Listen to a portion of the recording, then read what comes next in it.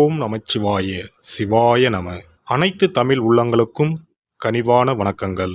நிகழும் ஸ்ரீ மங்களகரமான குரோதி ஆண்டு செப்டம்பர் மாதம் 17ஆம் தேதி செவ்வாய்க்கிழமை அன்று சதுர்தசி திதியில் சதயம் நட்சத்திரத்தில் திருதி நாமயோகத்தில் வணிசை கரணத்தில் பௌர்ணமி பிறக்கும் நன்னாளில் இந்த புரட்டாசி மாதம் பிறக்கிறது. இம்மாத கிரகநிலை என எடுத்துக்கொண்டால் ரிஷபராசியில் குரு பகவானும், மிதுன ராசியில் செவ்வாய் பகவானும், சிம்ம ராசியில் புதன் பகவானும், கன்னி ராசியில் சூரியன் சுக்கிரன் கேது பகவானும், கும்பராசியில் சனி பகவானும், மீனராசியில் ராகு பகவானும் உள்ளனர். இம்மாத கிரகப்பெயர்ச்சி என எடுத்துக்கொண்டால் புரட்டாசி மாதம் 3ஆம் தேதி புதன் பகவான் கன்னி ராசியில் உச்சம் பெறுகிறார். புரட்டாசி மாதம் 3ஆம் தேதி சுக்கிர பகவான் துலாம் ராசிக்கு இடப்பெயர்ச்சியாகிறார். புரட்டாசி மாதம் 20ஆம் தேதி புதன் பகவான் துலாம் ராசிக்கு பயிற்சியாகிறார். புரட்டாசி மாதம் 28ஆம் தேதி சுக்கிர பகவான் துலாம் ராசியில் இருந்து விருச்சிக ராசிக்கு பயிற்சியாகிறார். புரட்டாசி மாதம் 29ஆம் தேதி குரு பகவான் ரிஷப ராசியில் வக்ரமடைகிறார். இந்த கிரக அமைப்பு மற்றும் பெயர்ச்சியால் உங்கள் வாழ்வில் உண்டாகும் சுபம் மற்றும் அசுப பலன்கள் என்ன என்பதனை இப்பதிவில் விரிவாக காண்போம். கும்பராசி அன்பர்களே, இந்த மாதம் எதிர்பார்த்த காரியங்களில் வெற்றிகள் கிடைக்கும். வீண் வாக்குவாதங்களை தவிர்ப்பது நல்லது. அக்கம் பக்கத்தில் இருப்பவர்களுடன் சில்லறை சண்டைகள் ஏற்படும். வாகனங்களில் செல்லும் போது கவனம் தேவை. பூர்வீக சொத்துக்களில் வரும் வருமானம் குறையலாம். தொழில் வியாபாரம் மந்தமாக இருந்தாலும் பணவரத்து திருப்தி தருவதாக அமையும். கடன்களை அடைப்பதில் வேகம் காட்டுவீர்கள். உத்தியோகத்தில் இருப்பவர்கள் கூடுதலாக உழைக்க வேண்டி இருக்கும். உங்களது வேலையை கண்டு மேலதிகாரிகள் திருப்தி அடைவார்கள். குடும்பத்தில் இருந்த இறுக்கமான நிலை மாறும். கணவன் மனைவிக்கு இடையே கருத்து வேற்றுமை உண்டாகலாம். கவனம் தேவை. பிள்ளைகள் விஷயத்தில் நிதானத்தை கடைபிடிப்பது நல்லது. நண்பர்கள் உறவினரிடம் பேசும்போது பக்குவமாக பேசுவது நன்மையை தரும். பெண்களை பொறுத்தவரை எந்த காரியத்திலும் சாதகமான பலன் பெற வாக்குவாதங்களை தவிர்ப்பது நல்லது. வெளியூர் பயணங்களின் போது கவனம் தேவை. கலைத்துறையினருக்கு இருந்த பிரச்சனைகள் குறையும். பேசி எடுக்கும் முடிவுகள் நன்மையை தரும். அடுத்தவர்களுக்காக எந்த பொறுப்பையும் ஏற்காமல் இருப்பது நல்லது. அரசியல் துறையினரை பொறுத்தவரை வழக்கத்தை விட கூடுதலாக உழைக்க வேண்டியிருக்கும். பொருள் வரத்து கூடும். வெளியூர் பயணம் செல்ல நேரலாம். வெற்றி பெற தடைகளை தாண்டி உழைக்க வேண்டியிருக்கும். பெரியோரின் ஆலோசனைப்படி செயல்படுவது நல்லது. மாணவர்களுக்கு கல்வியில் வெற்றி பெற கூடுதலாக உழைக்க வேண்டியிருக்கும். உங்களது நடவடிக்கைகள் பெற்றோருக்கு திருப்தியை தரும். நட்சத்திர பலன்கள் அவிட்டம் 3, 4ஆம் பாதங்கள். இந்த மாதம் குடும்பத்தில் சுகமும் நிம்மதியும் இருக்கும். குடும்பத்திற்கு அதிகப்படியான வருமானமும் கிடைக்கும். கணவன் மனைவிக்கு இடையே சகஜ நிலை காணப்படும். குழந்தைகள் திறமையை கண்டு அவர்களை பாராட்டுவீர்கள்.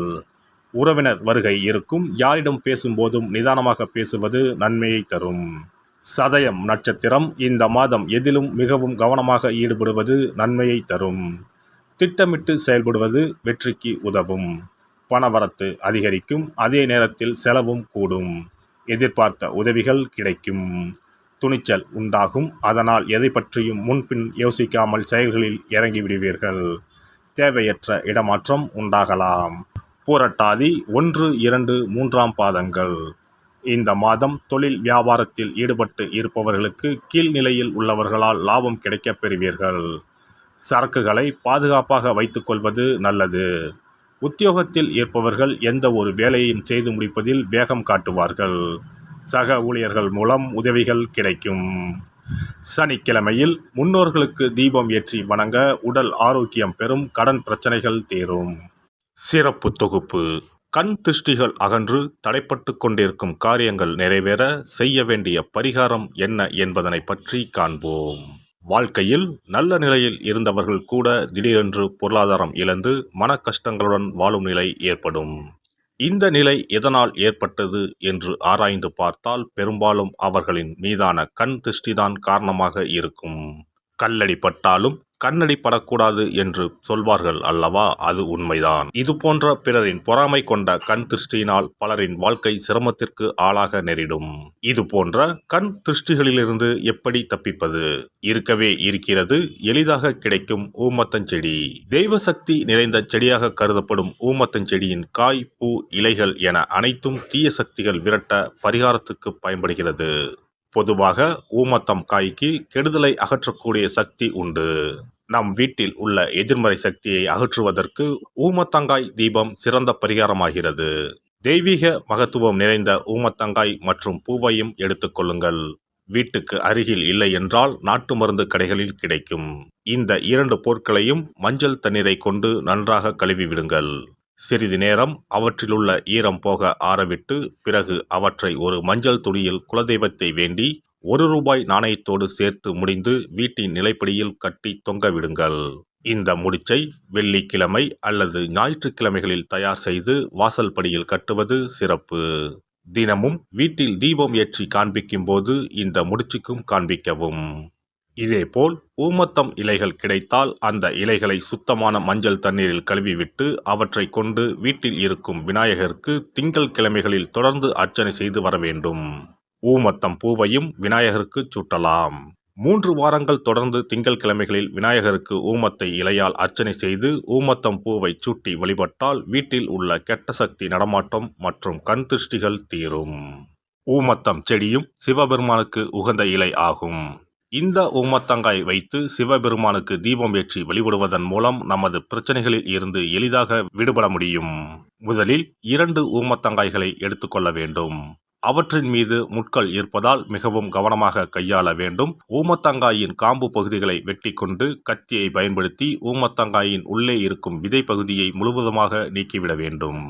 பின்னர் 2 அகல் விளக்குகள் மற்றும் விளக்கு வைப்பதற்கான 2 தட்டுகளை எடுத்து சுத்தம் செய்து அவற்றிற்கு மஞ்சள் குங்குமம் போட்டு வைத்துக் கொள்ள வேண்டும்.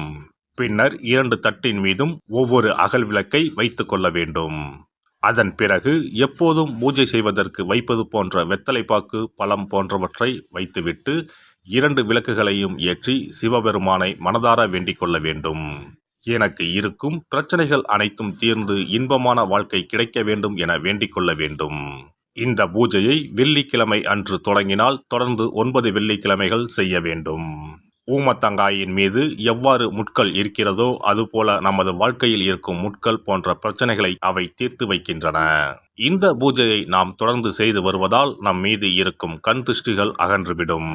தீராத துயரங்கள் தீர்ந்துவிடும். பணம், நகை நம்மிடம் பெருகி வரும். சிலருக்கு கையில் சுத்தமாக பணம் இருக்காது. வறுமை தாண்டவமாடும். கடன் தொல்லையால் கஷ்டப்படுவார்கள். பண பிரச்சனையில் சிக்கி கொண்டிருப்பவர்கள் இந்த தீபத்தை ஏற்றினால் 3 வாரங்களில் நல்ல பலனை பெற முடியும். தொழிலில் நல்ல முன்னேற்றம் இருக்கும். கடன் பிரச்சனைகள் தீரும்.